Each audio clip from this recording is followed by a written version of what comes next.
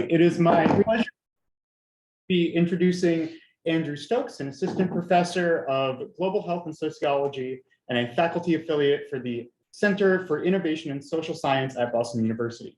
Stokes received his PhD in demography and sociology from the University of Pennsylvania, and his research applies the analytic tools of demography to population health with a focus on social determinants of health and health disparities across the life course.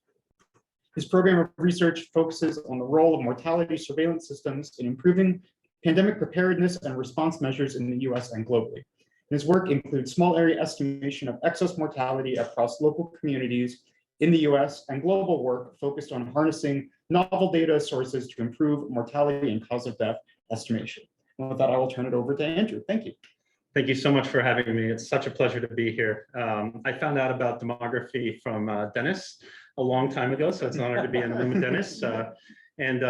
Josh came to give a colloquium at Penn when I was a very early student, and he presented a lot of math, and it made me realize I needed to take more math classes. So thank you. So I'm going to talk about a kind of a new program of research today on racial and ethnic inequities. This is a very close collaboration with UCSF and with the University of Minnesota. So we have a number of the collaborators on the call today, including Elizabeth Wrigley Field from Minnesota, and then from UCSF, Yehang, Ruja, Matt, and others. So it wouldn't have been possible without close collaboration. And then we have several collaborators on the BU side, including D.L. Lundberg and Ayung Cho and Rafea Rakib. So thank you to everyone. Okay, so I'm going to jump right in. So we'll get into some background, methods, key findings, and implications during this talk, and I'll try to keep it relatively short. We know that the inequities in COVID mortality, are more pronounced in hospitalizations and deaths than in cases. This is well established from early in the pandemic. No surprises there. Structural racism at almost every level of society has created conditions that led to racial and ethnic inequities and mortality during the COVID pandemic. This includes racism in air quality, food access, education, and housing. This also includes racism in the immigration system, healthcare and health systems, policing and carceral systems. And finally, structural racism that has resulted in economic insecurity and inequitable access to health insurance. So there's been a nice national report released by the CDC through the MMWR program by Benedict Truman and colleagues that shows the kind of the national patterns in age standardized mortality for detailed racial and ethnic groups. These show declines from year 1 to year 2 in some groups and increases in other groups. And this kind of establishes the foundation for this talk. Could you just use your mouse to point to what we should be looking at? Sure. So one thing I would call your attention to in this slide is that mortality disparities decreased in the second year of the pandemic, though death rates remained stable or decreased just a small amount. So what we see here in the national data is that white mortality increased quite a bit. And so, a lot of these research papers that have emerged during COVID use white people as the reference group. So when you compare to white mortality, it creates the appearance of declines and disparities. So I really want to call your attention here to the kind of the stability in most racial groups combined with that increase in whites. So how is it possible that the disparities have declined despite the stability? Non-Hispanic white mortality increased from 66.6 deaths per 100,000 residents in 2020 to 90 deaths per 100,000 residents in 2021. So as I said, using non-Hispanic white as the reference group, this change in the reference group's mortality rate has the effect of making the disparities look like they were reduced, even though mortality for Black, Hispanic, American Indian, and Alaskan Native populations didn't change that much between 2020 and 2021. In fact, if the reference group increased and the other groups remained relatively unchanged, this suggests that the risk of mortality in the overall population increased. So reductions in disparities should be interpreted with caution in contexts in which death rates remain high across racial ethnic groups. And I want to call out, there was a new paper published by our colleagues at UCSF just over the past week that documents some of these important patterns at a national level. What we're going to do today is we're going to dive into geographic detail. Are you arguing that's not a reduction in disparities? It's a reduction in disparities without an improvement in health. I think that's the hook here. And we all read this morning newsletter from David Leonhardt with dismay. He wrote in the New York Times in June 2022 that racial and ethnic disparities in COVID mortality have all but disappeared. His article was rightfully criticized for failing to age standardize, which is a pretty rookie mistake. However, even when age is adjusted for, racial and ethnic disparities in COVID mortality do appear to have shrunk.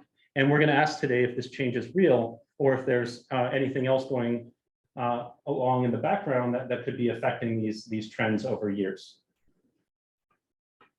So in this paper, we hypothesize that understanding geographic changes in COVID mortality would be key to gaining a full picture of changes in mortality by race and ethnicity. There are several reasons to anticipate that racial and ethnic patterning of COVID mortality may have changed in tandem with changing geographic patterns during the second year of the pandemic. First, the first observation is that the pandemic moved to increasingly rural areas in the second year of the pandemic. Second, differences in vaccine uptake have been reported by race and ethnicity and urbanicity. And third, many AIAN, Black, Hispanic, Asian American, and NHOPI communities responded in coordinated ways to the pandemic with campaigns for vaccination and other protective efforts. So the research questions we're going to talk about today, how did age standardized mortality change during the first and second years of the pandemic by race and ethnicity and by metro, non-metro categories? This second part around the metro, non-metro categories will be key to the story. Is the national mortality gap between Black and white and Hispanic and white populations an accurate summation of disparities in mortality within each metro, non-metro category? Or are differences in populations between metro and non-metro categories disguising part of the gap at the national level? And finally, are vaccination rates associated with these changes? Could you say the second point again? So I didn't understand. Sure. So we want to know whether there's any potential biases in the national data and the trends therein based on compositional shifts by geography. That's what we're going to be looking at today.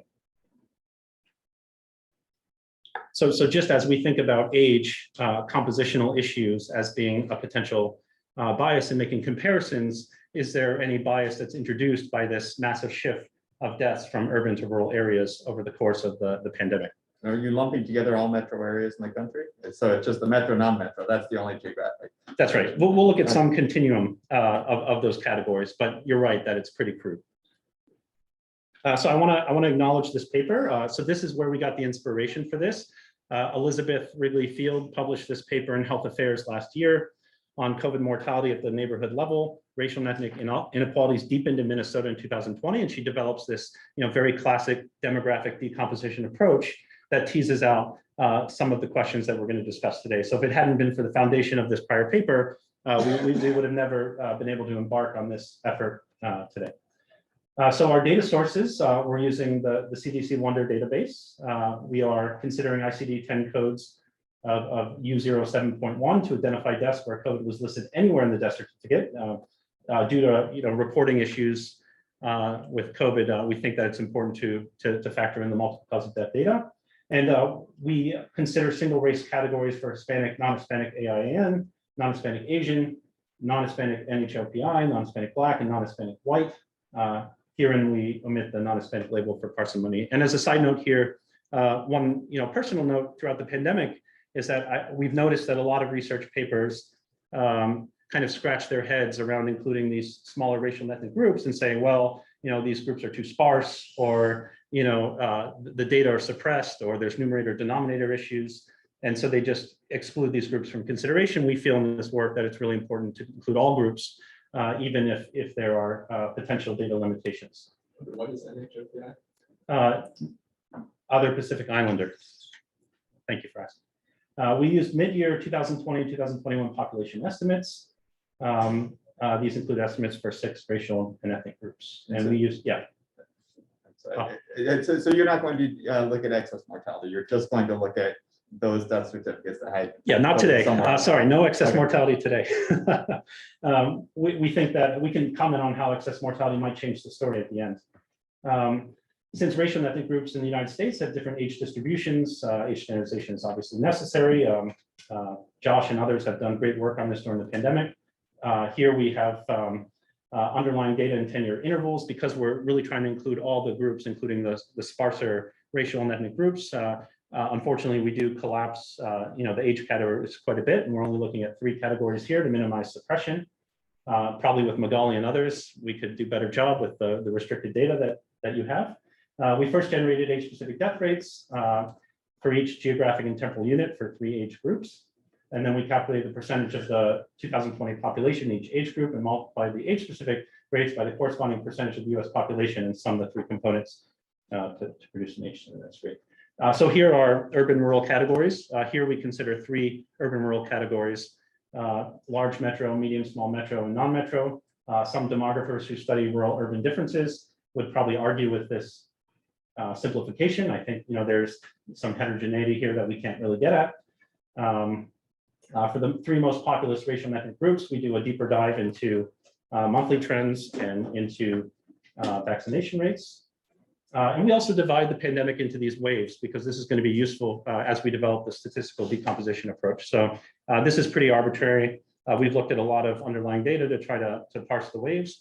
And here we're going to do initial wave 1, which was mostly like northeastern urban areas. And then it moves into initial wave part 2, which included a larger swath of geography, alpha wave, which is this winter wave, delta wave, which was a summer and early fall wave, and then finally Omicron through February. We don't go past February. We've looked a lot on our team at kind of these reporting lags, and we worry about the quality of very recent data, since in some states it takes a while to get data reported through the system.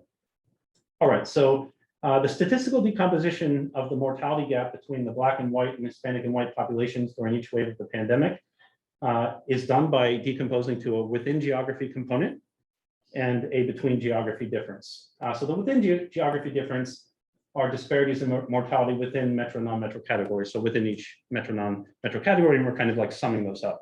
And then the between geography difference are disparities in mortality resulting from different racial and ethnic makeups of the population between metro, non-metro categories. So this between geography component is kind of like compositional differences in where the pandemic is occurring at a point in time.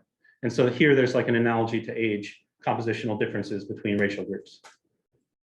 Our question is whether the total mortality gap is equal to the weighted average of the within geography differences for each metro, non-metro category, or if the between geography difference is contributing positively or negatively to the total gap. So in a way, this is technically not a perfectly accurate description of the potential bias that we're looking into, but essentially, it, as Elizabeth has referred to it, it's kind of a Simpsons-esque paradox where there might be this weird anomaly in geography that's creating these weird results that people like David Leonhardt and others have documented without kind of digging deep enough into the story.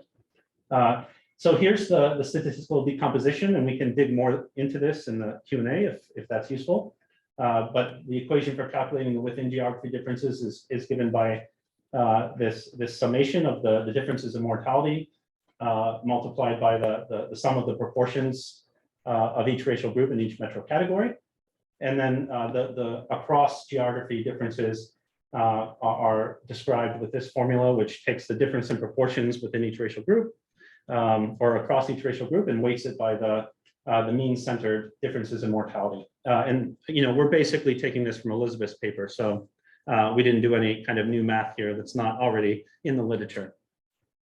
And if we want to talk about that more in the Q&A, we can. So then we have this vaccination component where we want to know whether the changes in mortality for each racial group correlate with vaccination status. Okay, let's dig into the results.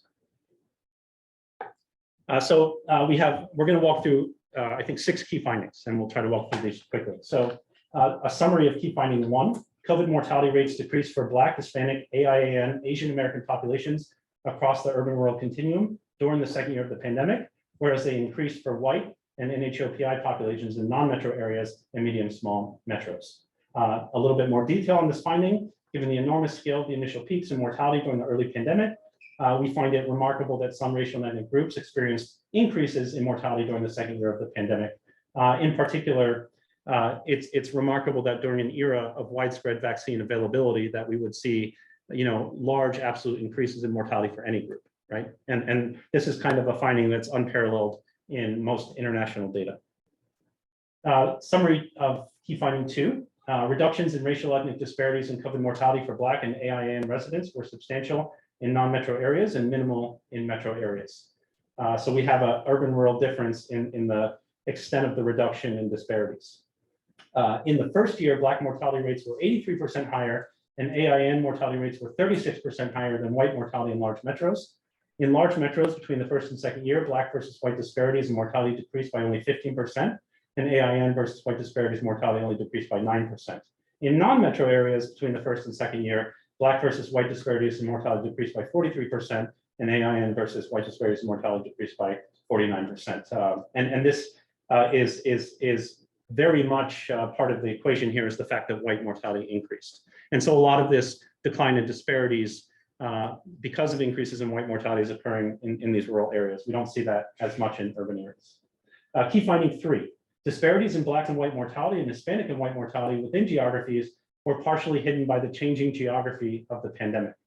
The statistical decomposition of mortality gap between Black and white residents and Hispanic and white residents reveals that between geography differences or differences in the racial and ethnic composition of each metro non-metro category contributed negatively to the total mortality gap as the pandemic progressed. So the within geography disparities are larger than the total disparities because we have this countervailing factor due to geographic shifts in the pandemic. This means that disparities observed at the national level are less than what you would expect if you took the weighted average of the disparities observed in each metro and non-metro category. The between geography differences are hiding part of the national Black versus white and Hispanic versus white mortality disparity. Here's a graph of how this looks. And so you can see that, so the decomposition shows in the legend, we have the total effect. The total mortality gap is in blue. The within mortality gap is in green, and the between is in red. So the within mortality gap is what we think of as the real mortality gap. And then there's this kind of offset that occurs because of the changing composition of the pandemic. And you see that that negative offset only starts to manifest as the pandemic progresses. You don't see it in the first part of the initial wave when the pandemic was concentrated in large urban areas, but you see it increasingly as the pandemic shifts to rural areas over Alpha, Delta, and Omicron. And that's revealed by the fact that this green bar is larger than the blue bar. And you can also see this with the between bar being negative. Wherever the red bar is negative, it means there's an offset. Is it fair to think of the green bar as controlling for the spatial distribution? This is the racial disparity, or is that not a fair way to interpret the green bar? Yeah, I mean, we're not formally like standardizing by metro non-metro categories like you would with age standardization. So it's not a standardization procedure, but the decomposition does kind of remove this this effect of between geography differences. I think that's a great issue to return to in the Q&A, and maybe Elizabeth will have some additional comments on how to think about this. But I think it's fair to say that it's essentially by decomposing it, you're controlling for the geographic shifts. Key finding 3. How much of the disparity is being hidden? During the Delta wave, the Black versus white mortality gap would be 41% higher, and the Hispanic versus white mortality gap would be 96% higher if racial and ethnic differences in populations between metro and non-metro areas were considered. During the Delta wave, yeah, you can read that. So essentially, the magnitudes are pretty strong. The disparities would be larger if we had considered this geographic compositional effect. Key finding 4, COVID mortality shifted from metro to non-metro areas at distinct times for different racial and ethnic groups. Black COVID mortality rates in non-metro areas exceeded rates in large metros as early as June 2020. White COVID mortality rates in non-metro areas surpassed rates in large metros in August 2020. And the story is a little bit more complicated for Hispanics, but essentially between August and December 2020. So, I think the idea that you start with this pandemic where there's kind of this urban penalty, and then quickly you shift into there being a consistent rural penalty for the remainder of the pandemic. To the best of my knowledge, that hasn't been, described in detail, and it's unclear. There haven't been a lot of studies yet on why that occurred and why it occurred so early in the pandemic. So, I think this shines a light on the need for more studies on rural health. So key finding 4, this figure shows COVID mortality by race and ethnicity by month for large metros, medium, small metros, and non-metros. So the legend here is large metro, medium, small metro, non-metro. And you can just, kind of eyeball the trends. The top one is total. And then you use your mouse. Yeah, sure. So this one is total. Oh, man. Okay. Oh, here we go. So you see here, this is when there's this urban penalty early in the pandemic. And then in total, you see that the blue line exceeds the red line at every additional point in the pandemic, starting around June or July of 2020. And even through Omicron, the rural penalty persists. And then when you look within each racial group, the patterns are slightly different, but again, it moves from urban to rural areas. And once it becomes a rural pandemic, it stays a rural pandemic. Key finding number 5, racial ethnic disparities for Black and Hispanic residents were much larger during pandemic surges than between surges. While racial and ethnic disparities during pandemic surges were especially large during the initial wave, they remain substantial in subsequent waves. This finding raises important questions about racial health equity within the health system when it is overwhelmed during surges. And I also want to give another shout out to this new PNAS paper by the UCSF team who's on the call here. They've documented this kind of same finding at the national level, showing this big difference in racial and ethnic gaps between peaks and troughs of the pandemic. So here you can see this in more detail. For sake of time, I'll keep going. Key finding number 6, vaccination was associated with reductions in age-standardized COVID mortality for Hispanic, Black, and white residents.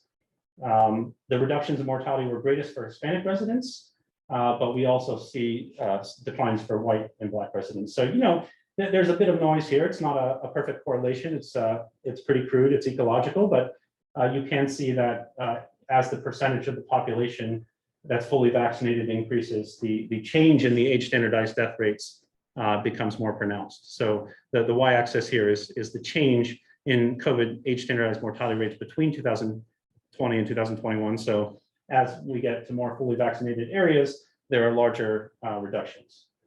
So I want to go back now to implications. An early version of our paper was covered in the New York Times earlier this summer. This was a piece by Benjamin Mueller entitled "In Rural America, COVID Hits Black and Hispanic People Hardest." And this really, Ben called a lot of people on the ground in rural areas and kind of helps to flesh out the qualitative basis for our findings. And so with our quantitative findings kind of paired with this investigative reporting, it's a nice way to dig deeper into what might have happened.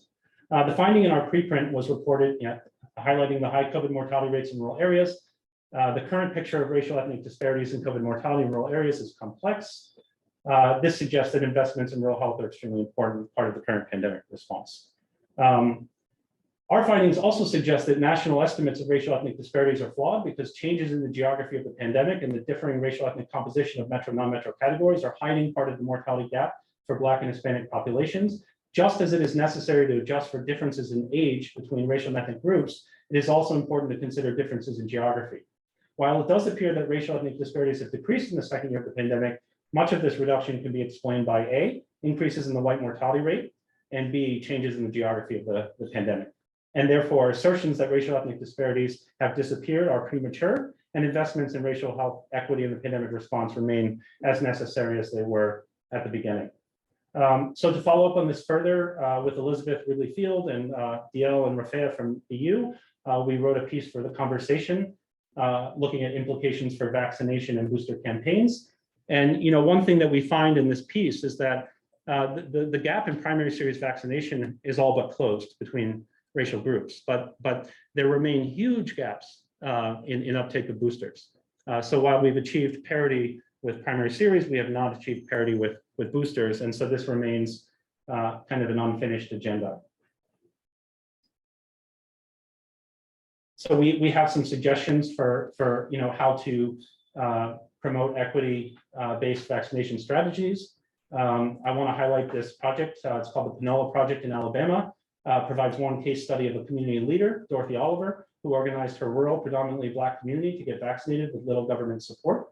So we think that this provides a kind of a nice example of community-led campaigns to improve vaccination. So finally, a couple limitations. Our data were provisional. Population estimates for 2022 were not available, and some geographic units may have experienced population shifts, which we could not account for. We had to deal with data imputation because we're using public data. We only used 3 age categories. We did not assess the multiracial category, and we did not look at excess mortality. So we'll have to think about how that could bias these results. So these are some conclusions. I don't think I need to rehash them, but I would end on the note that policies to modify the pathways by which systemic racism is operated during the pandemic would also would reduce racial health inequities. Okay, I'll leave it there. Thank you to my collaborators.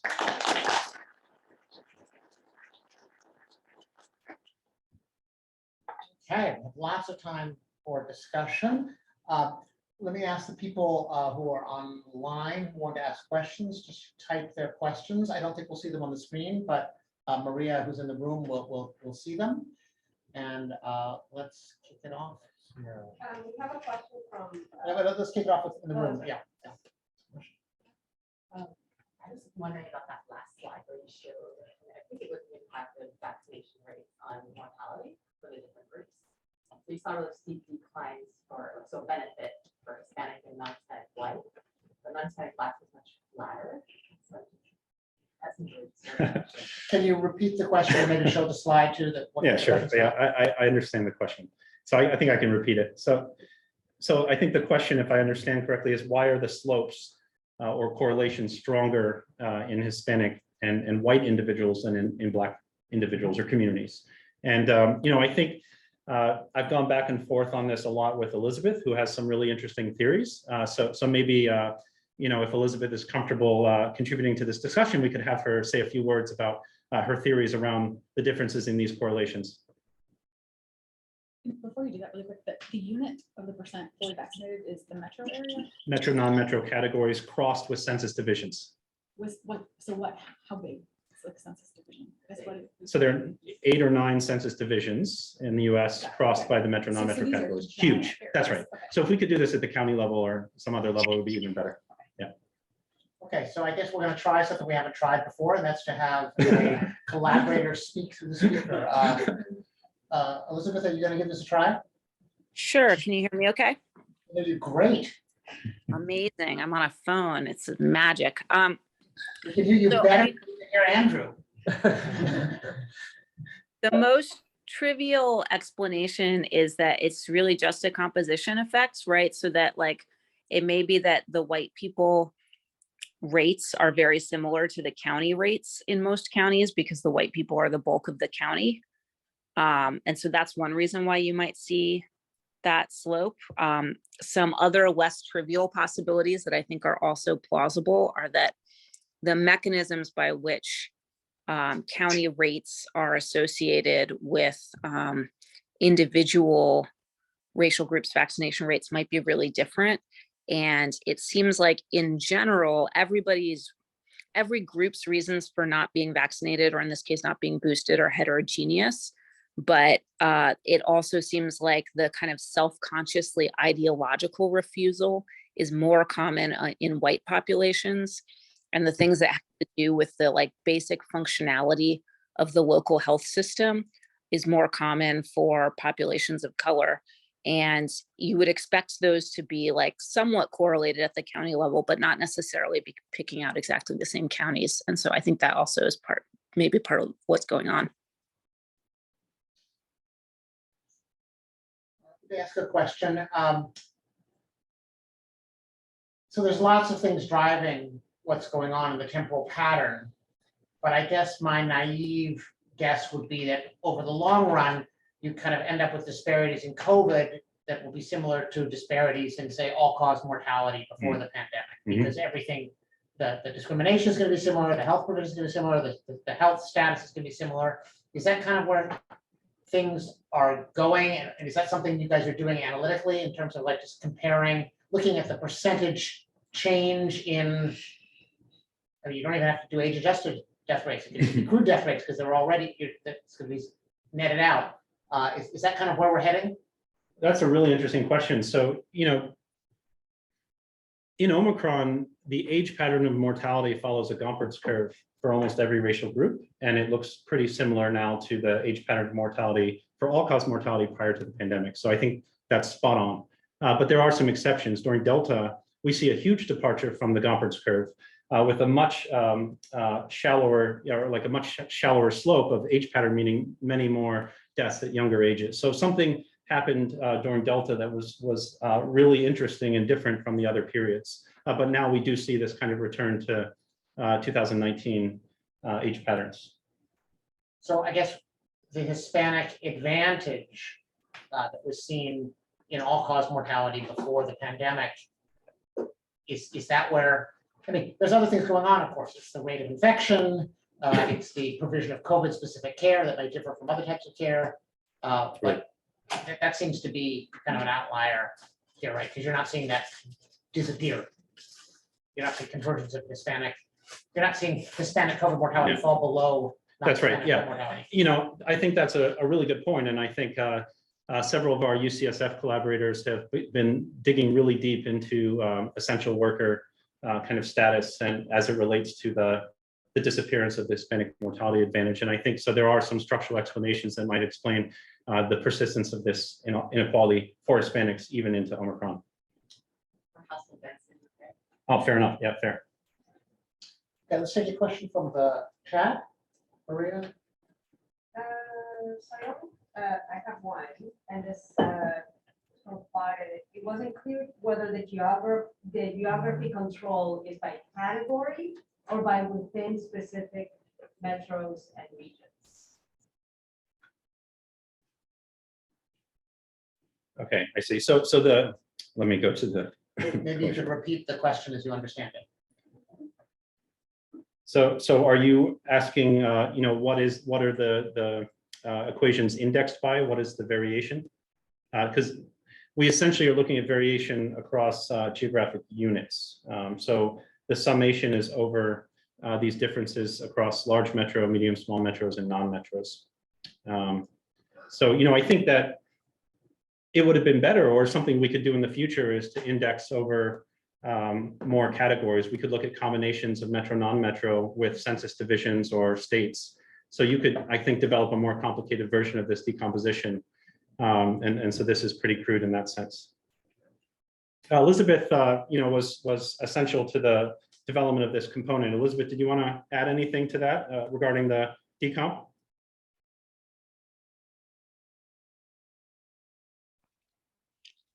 I don't think so. I mean, to the earlier question, the within geography components is, you can think of it, if you want, as a geography standardized disparity, where the standard schedule is the unweighted average composition. Got it. Yeah, that's helpful. But the fact that we didn't explain it that way is my fault. It would be a clearer explanation, and Andrew was cribbing from something less clear that I wrote. Yeah. Can I ask a follow-up question? Yeah. And it might just be a comment. I'm not quite sure what the question is in here, but it strikes me that for Black people, that my guess is the vast majority of rural Black people are in the South. So I'm wondering if the Black-white analysis is particularly affected by this question of geographic variation, whether controlling or finding the geographic variation. That's really interesting. I mean, that's right, that there's, you know, a large rural Black population. I think we do see declines in age standardized mortality rates in Black people in the South and in rural areas. And we see larger declines there than in urban areas. And I think, you know, this might go back to some of the early kind of vaccine campaigns that were very equity focused. I mean, when in March or April 2021, when Biden launched this big vaccination campaign, they were very focused on rural Black and Hispanic individuals. So I think, you know, these declines might be reflective of real success in getting vaccines in arms in those areas. Hopefully the opposite, right? And that white folks Hey. are not getting that, but like it's not like the usual returns of health. That's right. And I think that's the narrative we need to work on, is that people are overselling the declines in Black and Hispanic people. And so it's really important to qualify that it's not just declines, it's the combination of declines in Black and increases in white.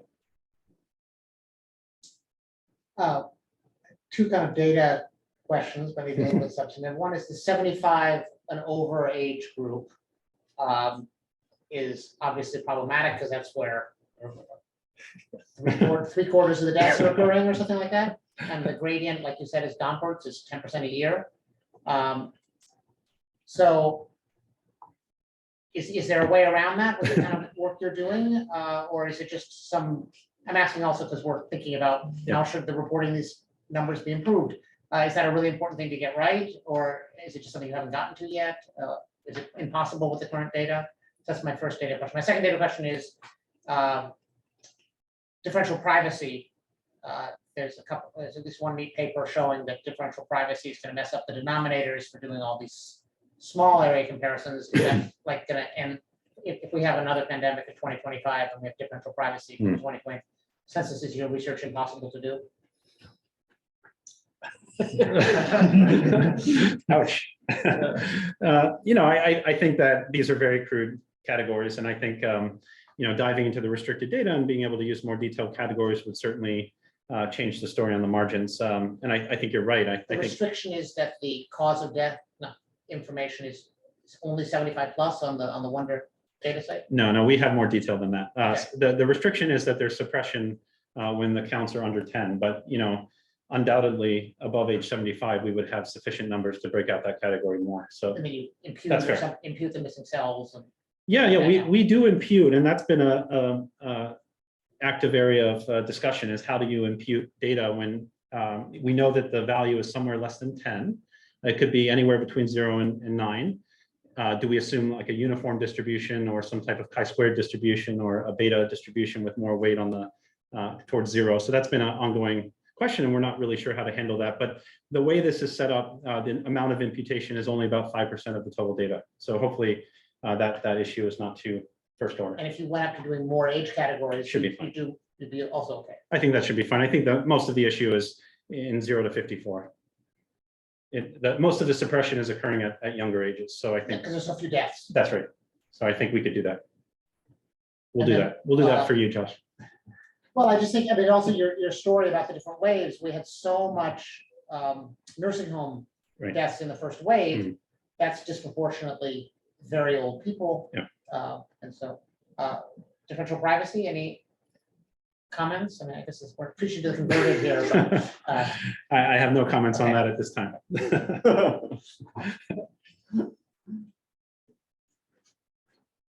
Will? You made a comment about during the surges, these patterns were different. Yeah. And you had a throwaway line, maybe this has something to do with crowding in the healthcare system.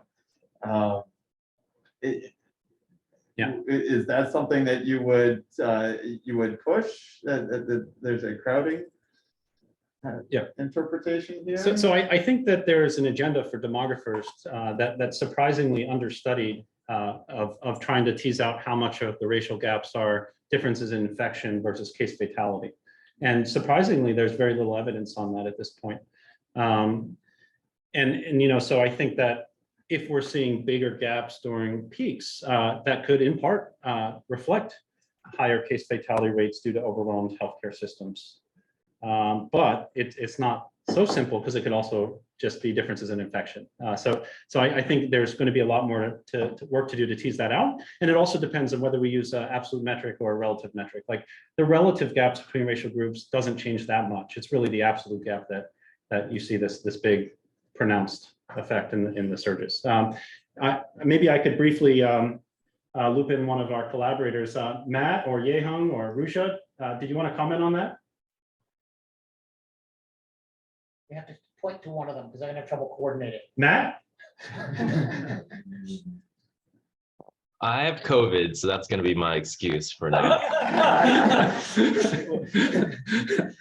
Fair enough. Yeah, so I think this is an agenda that's very much something we need to look at, right? Because the implications of it being case fatality rates versus infection are very different for policy. But I mean, are there any good data on infection rates that could be actually? Well, we have some wastewater data in some cities. But not by race. But not by race, that's right. Yeah. So big data gaps. And I hope you put that in the report to the NCHS committee. We haven't put it to bed yet, so Okay. we still have time. Okay, so I have a big question about doing inequality research in the United States on COVID. If you ask why is the US an outlier in mortality, I suspect it's not our inequality problem. I think it's a national problem in terms of getting everybody to do basic things.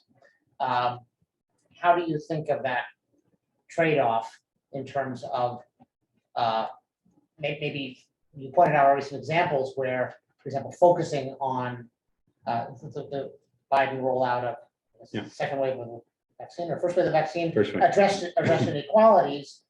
So maybe that's not a zero-sum game. Maybe that's getting everybody more boosted. But to some extent, as researchers, I feel like by focusing on inequality, we're obviously focusing on what we're already interested in and on an important thing in American society. But we're losing a little bit the picture of, let's get everybody basic vaccination, especially everybody over 65. Yeah. And anything that we're not doing there is just asking for trouble, and that's what we're getting in this country. Maybe it's just a speech by me, but No. how do you deal with that tension how do you and your team deal with that tension in focusing on the disparity aspect? I see. Yeah, I mean, I think that, I was really convinced by your paper saying, we should focus on older age thresholds as a way to kind of benefit the most people. But I could also see the other point that I think that Elizabeth and colleagues at UCSF made, that these kind of geographically targeted approaches might be even better. So I think there's still a question there, and I think more empirical work is needed. But I think if we think about geographic targeting, U.S. is such a heterogeneous country, and I think we ought to think more about what that geographic targeting might look like, and how much of a marginal improvement we would see versus these age cutoff strategies that you've documented. Elizabeth or any of our other collaborators want to comment on that? I know that there's been a very fruitful exchange of ideas on that topic, mostly offline, I think. Yeah, I think it's a really interesting question. This is Yihang.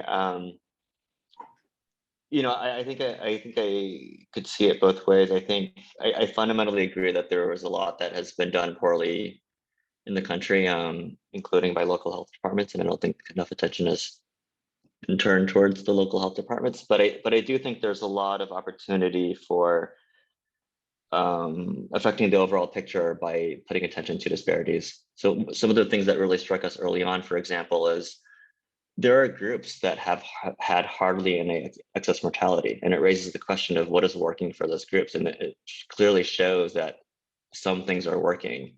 If you look at the early shelter in place, for example, there were groups, most groups had a decline in excess mortality very quickly.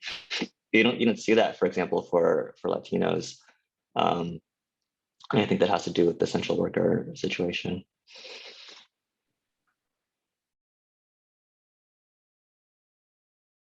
I have a question, but it's sort of, I mean, so a lot of the interpretation that you're giving to these changes in rates is about changing conditions. And I mean, is it just that the first wave mortality is small enough, overall mortality is small enough that we don't have to worry about the fact that the highest risk people died?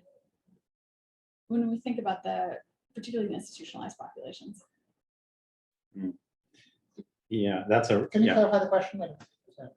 Yeah, I think I can repeat that. So was the initial waves severe enough to kind of introduce this frailty selection effect, and how did that affect the progression of the mortality rates in later phases of the pandemic? I think demographers have gone back and forth on this selection, frailty selection idea, and it's so hard to get at. Like, I think we really need a formal demographer who can take on this task of trying to put an estimate on it, because nobody has yet. But I think especially in long-term care facilities, like, we see huge drops in mortality between year 1 and year 2, huge drops in long-term care facilities. And one of our UCSF collaborators that's on the line today, Ruja Chen, has looked at this for people living with Alzheimer's disease and related dementia. And we suspect that the huge declines in that population in nursing homes must have a frailty selection component. Ruja, did you want to add anything to that?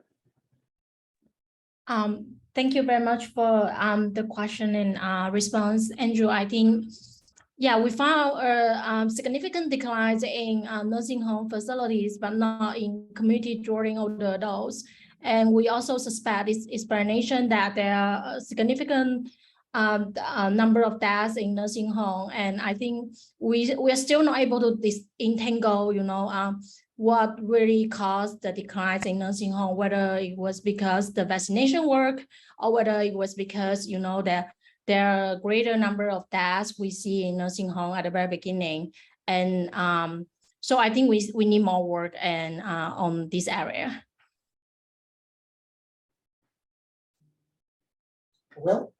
I keep trying I'm not sure how to phrase how I would think about doing the analysis, but I keep thinking about this at a much more granular level, at, you know, the county level. You know, thinking it's a slightly different question than asking about these large disparities, but to the extent that you want to be able to understand what's driving them, doing an analysis that's at the county level, looking at, say, the black-white ratio in age standardized mortality rates at a county level, at the county, you know, county month is the unit of analysis as a function of what we know about the racial differences in vaccinations at that point in time, as a function of what we know about the racial differences in institutionalization in nursing homes, the racial differences in income in that particular county, and you know, insurance rates, just all these kind of things. And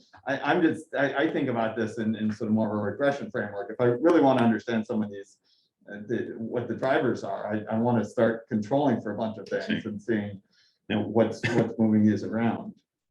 Yeah, absolutely. I think that's the next frontier, and I think, you know, that could be a R01 project. That's a huge undertaking. I think, you know, just from a data standpoint, it would probably require some type of Bayesian demography or other ways of spatially smoothing the data, because we're dealing with very sparse samples. But there's certainly so much heterogeneity, and I think counties are a reasonable proxy at the national level. You know, in terms of what we have access to, I think counties are a reasonable proxy, and the covariates we can measure at that level are probably pretty good. And there's huge heterogeneity, like even within certain racial groups. Let's say like the AIAN population.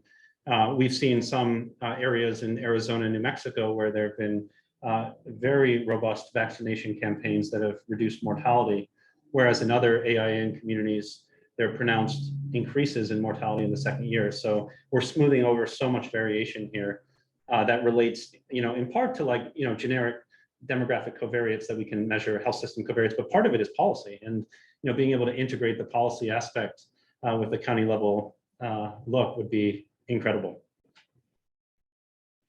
There are also some areas that will let you do vaccination rates much more finely, right? So like within California, you can get a zip code, and, Oh, wow. and that's going to have deal with a lot of this within county variations.